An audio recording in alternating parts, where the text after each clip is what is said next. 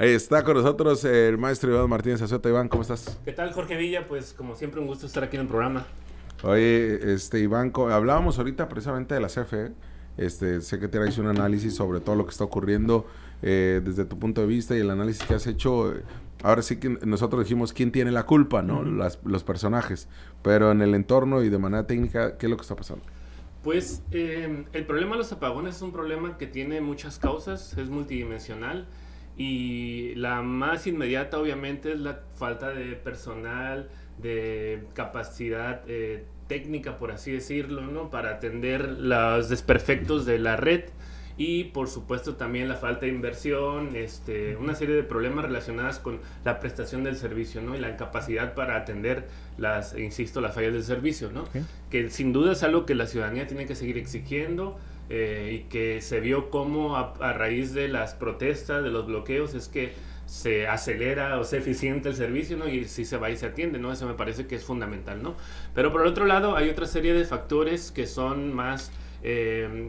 que llevan más años, pues que son más históricos de cómo se fue transformando el modelo energético en el país y en particular en Baja California, porque el sistema eléctrico de Baja California es muy distinto a todo el sistema eléctrico del conjunto del país por dos razones, o varias, ¿no? Pero dos fundamentales. Una, que no está conectada a la red nacional de transmisión y otra que está conectada a la red del sur de California, ¿no? Entonces eso hace que, digamos, que las necesidades de transmisión y distribución de balance de la red a esa escala, no, que se puedan hacer en otros lugares, por ejemplo en Hermosillo, a lo mejor que también hay altas temperaturas y hay gran demanda de electricidad, no ocurran apagones, como por así decirlo, por fallas en déficit de generación, pues porque tienen la manera de balancear la red de otra forma, ¿no? Entonces, ese es un problema central, el déficit de generación que se tiene en Baja California, que a lo mejor no tiene que ver directamente con los apagones recientemente, porque tiene que ver más con desperfectos de la red de distribución. Recordemos que a grandes rasgos el sistema eléctrico se compone de tres aspectos: generación, transmisión y distribución, ¿no? Entonces, la mayor parte de los desperfectos ahora han estado en la red de distribución, ¿no? Que vale decir también, otro problema es que no se le hace mantenimiento preventivo, no solamente correctivo. Es decir, saben que va a venir un huracán, una tormenta tropical que va a tener afectaciones, van a llegar fuertes vientos, se van a caer postes. Entonces no hay un diagnóstico para mí completo sobre el estado de la red y un mantenimiento sobre eso. Les sale más barato, Iván, porque dicen, pues va a venir esta tormenta, se van a caer, en lugar de que yo tenga que ir a quitarlos, se caen y yo simplemente pongo uno nuevo, ¿no? Sí. Claro, reforzarlos, ¿no? Incluso también me comentaban que hay también cuestiones de corrupción, porque los materiales con los que se hicieron la red, algunos postes de concreto, demás, que deberían tener cierto tipo de concreto, se hizo con otro de más económico. En fin, son muchos problemas que están ahí en la red, ¿no? Pero insisto sobre el tema de déficit. O sea, el hecho de que tengamos déficit hace que también haya apagones. De hecho, los apagones del año pasado, sin tormenta, y los de este año incluso también se deben de alguna manera al déficit. Dado que no tiene la capacidad de generación para atender la demanda, se recurre por un lado a la importación de electricidad de Estados Unidos y por el otro se implementó lo que se conoce como el protocolo correctivo desde 2019, que básicamente es compra de potencia y de generación temporal a suministradores privados, incluso de CFE, para atender el déficit de generación en verano, porque en verano es cuando hay déficit, en el resto del año no hay déficit. Y eso...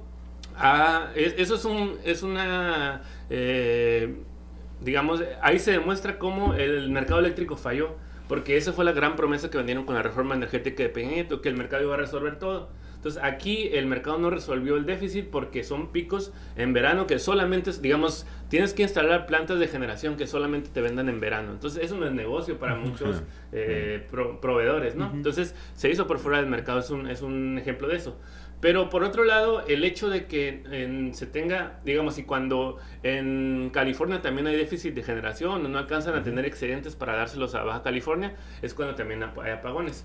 Pero otro tema rapidito sobre el déficit es que el hecho de que tengas, por ejemplo, decir 10 unidades de generación, ¿no? Entonces, en verano las tienes que tener prendidas siempre. Esas unidades de generación requieren mantenimiento, periódicos, que si tú no las dejas, o sea, requieren que estén en operancia, ¿no? Entonces, si no las dejas dejar descansar, por así decirlo, entonces llega un punto en que te fallan. Entonces, Esa es otra problemática que está ahí, que se supone que se va a resolver con la entrada en operación de las nuevas plantas de generación que está construyendo CFE en el ejido Cuernavaca, al lado, y en San Luis Río Colorado, ¿no? Entonces eso va, todo lo que genere, que es gas natural, que es otro problema, pero va a ayudar a resolver y a estabilizar la red, ¿no? Digamos que es una red muy frágil por problemas micro y macro, pero a final de cuentas yo creo que es correcto que la ciudadanía siga organizada, siga exigiéndose, porque aunque se tenga una visión de fortalecer a CFE para atender esa serie de problemas que son estructurales, pues a final de cuentas hay problemas inherentes a la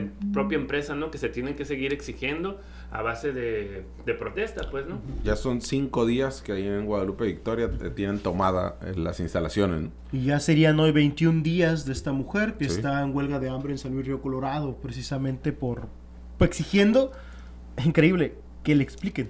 Sí. Es ¿Por increíble qué le que esté cortaron exigiendo que que le le expliquen. cortaron la luz y por qué le llegó un recibo loco? Ujú. ¿No? Sí. Y ni siquiera se dan a la tarea de explicar. Y precisamente lo que platicábamos allá con la gente del kilómetro 43, todos contestaban lo mismo. Llegamos a que nos expliquen por qué de tener 200 pesos de mi recibo, Ujú. el mes siguiente 4,000 y el mes siguiente 5,000 pesos. ¿Por qué se da esta situación? Y si nos daban un convenio y nadie les explicaba y no les querían dar un convenio a toda esta gente que son de grupos de atención prioritaria, ¿no? Pero ha terminado por ser, pues, esta parte de la relación tanto comercial, de suministro, como también de servicio de atención a los usuarios, pues pésima lo que ha tenido o ha desarrollado este caos, ¿no? Sí, claro, totalmente. Hace falta mucha labor de información, de transparencia, explicarle a la gente el por qué, cómo es el consumo incluso, ¿no? Para Sí. que puedas, digamos, mejorar, cambiar de ciertos aparatos que te consumen mucha electricidad, saber hasta qué punto ya te va a dejar de aplicar la tarifa. O sea, muchos factores de comunicación que son muy relevantes, ¿no? Porque la CFE a lo fácil ha dicho, pues pongan paneles solares, Ujú. ¿no? Sí. Con eso ya no van a gastar tanto. Si ponen paneles solares, ya con eso lo van a hacer. Dice, señor, no puedo pagar mi recibo de Sí. 1,000 pesos, no voy a pagar 25,000 pesos por cada panel, ¿no? Claro. O sea, ni de chiste. Además hay muchas cuestiones como otros factores que también son denuncias que nos han llegado de que está fallando el medidor. No, pues es que te estaba midiendo menos y ahora ya lo que hicimos es equilibrar todo lo que no pagaste en el tiempo que estuvo averiado. Pero no es mi problema que esté descompuesto el medidor, Claro. sobre todo si yo lo reporto. Cuando tú lo reportas, no tendrían ni siquiera por qué reportarlo porque ellos tendrían que verlo. Exacto. Pero bueno, tú lo tienes que reportar, tú lo reportas y aún así pueden pasar un año, no te lo cambian y luego te vienen y te dan, claro, la responsabilidad de esta manera, ¿no? Es la FISAMEX, ¿no? El CFE Es se una volvió- FISAMEX se prácticamente, volvió ¿no? La FISAMEX. CFE en materia de extorsión. Y ni modo que te quedes sin energía eléctrica, ¿no? Y te lo preguntaba el lunes, Iván, obviamente hay un enojo todavía mayor porque uno voltea a Mexicali y tienes termoeléctricas, geotérmicas y tienes un parque eólico y dices, pues aquí se está produciendo una gran cantidad de energía, incluso hasta mayor de la que realmente consumimos. ¿Por qué nos cuesta tan caro todo, no? Aquí hay dos factores sobre este mercantilización del sector que inciden en Baja California sobre esto que mencionas. Una tiene que ver con eso, con que se instalaron varias plantas generadoras que son para exportar electricidad a California. De hecho, Baja California, en el territorio de Baja California se produce mucha más electricidad de la demanda local, pero gran parte de esa electricidad va hacia el mercado estadounidense, ¿no? Por lo menos el parque eólico de La Rumorosa y la planta de Sempra termoeléctrica que está a la salida a Tijuana, ¿no? Eso por un lado.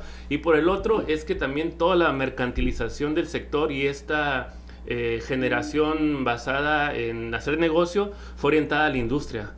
¿Por qué? Porque en la actualidad en Baja California la mitad de la generación, un poquito más de la mitad de la generación de la energía eléctrica la consume el sector industrial.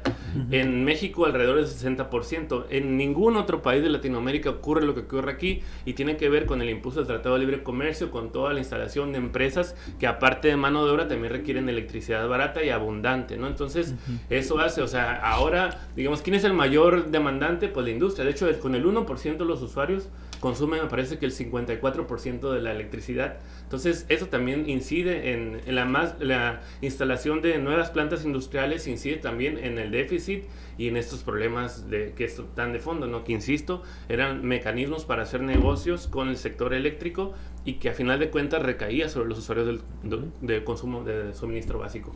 Y al final todo termina recayendo en CFE pero por eso también se beneficiaban utilizando empresas privadas, ¿no? Quien se encargaba, o sea, todos pagábamos su distribución, pero ellos nada más pagaban su energía, ¿no? Que era otro tema, ¿no? Analizar Porque la reforma. esa es la otra. Ya me imagino a los neopanistas o bonillistas diciendo, pues ya es momento de una empresa privada, ¿no? Ya es momento de que sea una empresa privada la que nos detenga el servicio. Ya ven su desastre que trae su CFE. De hecho, no me acuerdo dónde lo había leído, alguien me lo comentó, que CFE era una de las empresas en el mundo con mejor tasa de reconexión. Pues imagínense, o sea, para que sea... Entendemos por qué, ¿no? Sí. Entendemos por qué. Son los ecos de la nota capital. Ciudad Capital. Las voces de la ciudad.